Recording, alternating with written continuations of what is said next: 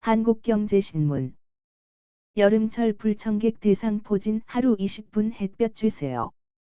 본 기사의 내용은 한국경제신문 김오섭 기자의 기사 내용입니다. 솔로몬 스토어의 신현기입니다.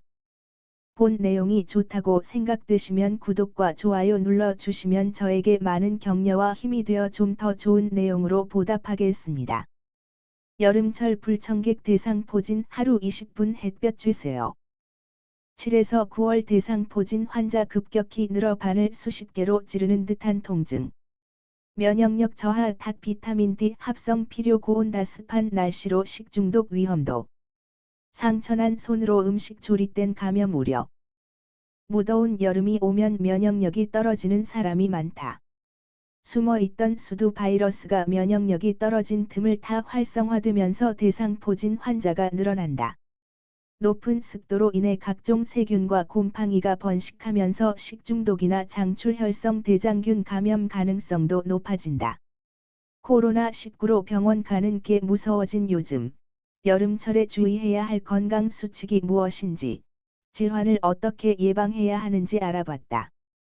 여름에 늘어나는 대상포진. 대상포진은 주로 여름에 많이 생긴다. 특히 7에서 9월에 대상포진 진료 환자가 가장 많다는 게 국민건강보험공단의 분석이다. 대상포진은 면역력이 떨어진 우리 몸을 공격한다. 어릴 때 수두 대상포진 바이러스에 감염돼 수두 증상을 보인 뒤 바이러스가 신경절로 이동해 잠복 상태로 있다가 면역력 감소와 함께 피부 등의 증상을 일으킨다. 무더위 속 냉방기를 가동해 실내외 온도 차가 커지면 면역력이 떨어져 환자가 늘어난다. 대상포진에 주로 걸리는 연령대도 면역력이 떨어지는 50세 이상 성인이다. 최근엔 코로나19로 대상포진 백신 접종이 줄면서 환자가 더 늘었다. 대상포진에 걸리면 보통 수포성 발진이 생긴다. 가려움증, 통증 등을 동반한다. 수포는 2주에 걸쳐 변하는데 여러 개의 물집이 무리를 지어 나타난 뒤 고름이 차면서 탁해지다가 딱지가 된다.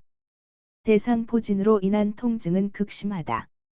수십 개의 바늘로 찌르는 듯하거나 번개가 내리치는 것 같은 통증을 호소한다. 대상포진은 빨리 치료하는 게 중요하다. 첫 발생 후 72시간 이내에 치료를 시작하면 각종 합병증을 줄일 수 있다. 치료가 늦으면 수포와 발진이 없어져도 2차 감염이 생기거나 강한 통증이 수개월에서 수년까지 지속되는 대상포진 후 통증 증후군에 시달릴 수 있다. 대상포진 초기 3에서 4일 정도는 감기 몸살처럼 권태감, 발열, 오한 등의 증상을 보인다. 코로나19와 비슷하다.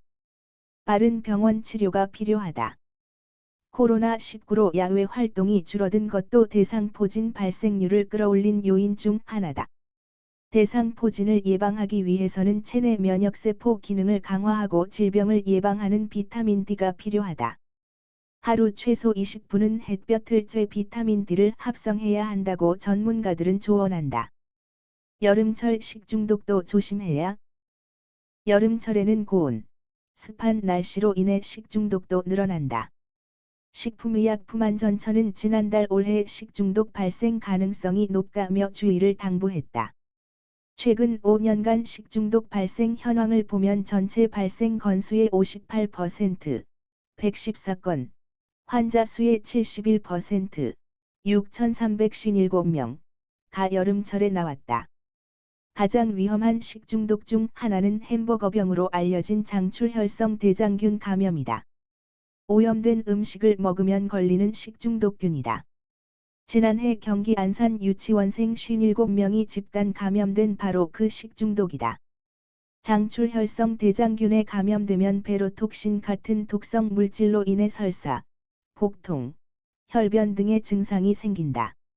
전염성이 비교적 강하다. 갈아 만든 소고기를 먹을 때 감염되는 환자가 많다. 어린이와 노인은 용혈성 요독 증후군, 호스로 이어질 위험이 높다. 갑자기 신장 기능이 망가져 환자 절반이 투석 치료를 해야 할 정도로 심각하게 진행된다.